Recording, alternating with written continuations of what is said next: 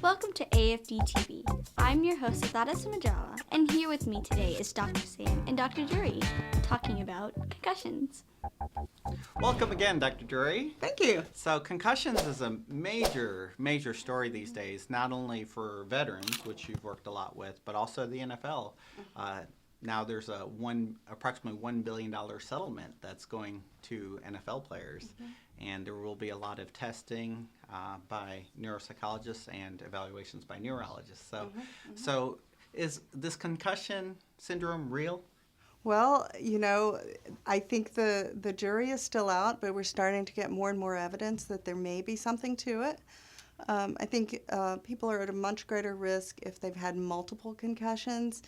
The research in the past has looked at single concussions and how long it takes to recover, and most people have had a concussion in their life, and most people recover completely.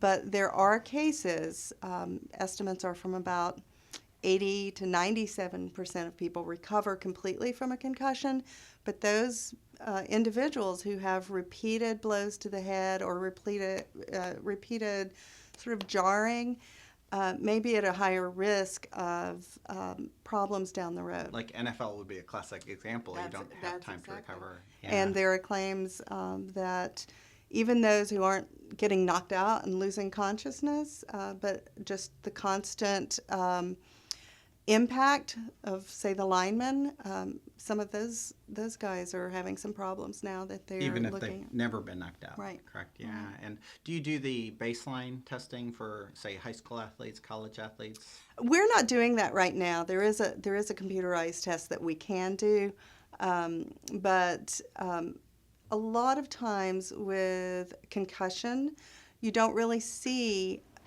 significant cognitive effects on testing.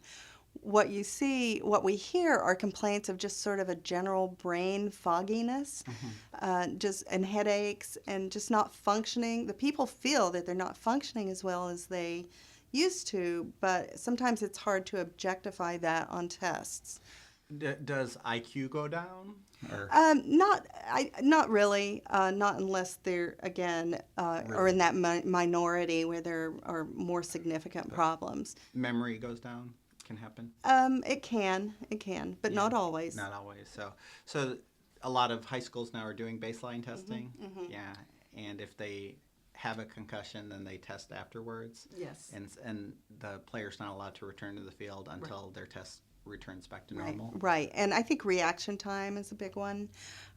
You process information slower, and you just can't react as quickly, which is why it's important to take that time out, because especially if you're in sports, you're at risk of further injury if you are reacting more slowly. So how old are your kids?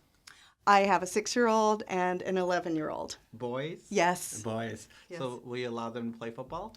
The older one's asking. He's like, Mom, I really can catch the ball. Can I play football? I haven't decided yet. Okay. I go back and forth. What about other sports like soccer?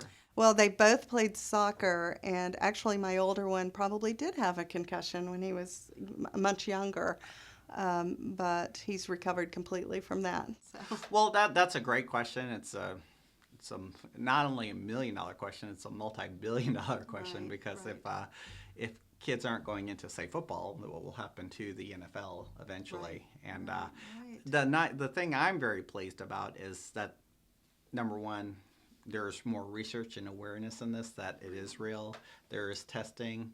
At least when we do send our kids into sports that have high risk for concussion, at least we're going in with eyes open, as opposed to not knowing whatsoever. And also, if your child ends up being in the NFL and having issues, then come back and see Dr. Drury. That's right. Yeah, and also, of course, for veterans also. And I think for the military, we've done a better job of helping decrease concussions. Right, and monitoring when they happen. I think they're doing that in the sports now too. Really, the people who are monitoring on the sidelines are the personal trainers, mostly. And I think they do a great job at being able to identify when someone has had a concussion, and they're doing a good job of pulling them out. What about boxing? oh, my son would not box. that's We've awesome. known for a long time about Yeah. boxing, right? Yeah, that's right. That's right. In fact, so- I did a little bit of boxing in college just for fun, but it was headgear. And Yeah, it wasn't yeah. competitive. Right, It just right. it's more of a good workout. But Right. in fact, I used to actually be a boxing physician on the sidelines. Really? Yeah. Now actually I don't do it anymore. I mean, I think it's a great sport. I just really don't condone anything that can lead to concussions. Right. So, well, again, thank you for watching AFD TV. Thank you for joining us. Thanks for having me. The medical advice provided in this video is informational and strictly the opinions of Dr. Samudrala and AFD Clinics. For a personalized medical opinion, please consult your primary care physician or visit one of America's family doctors' clinics today.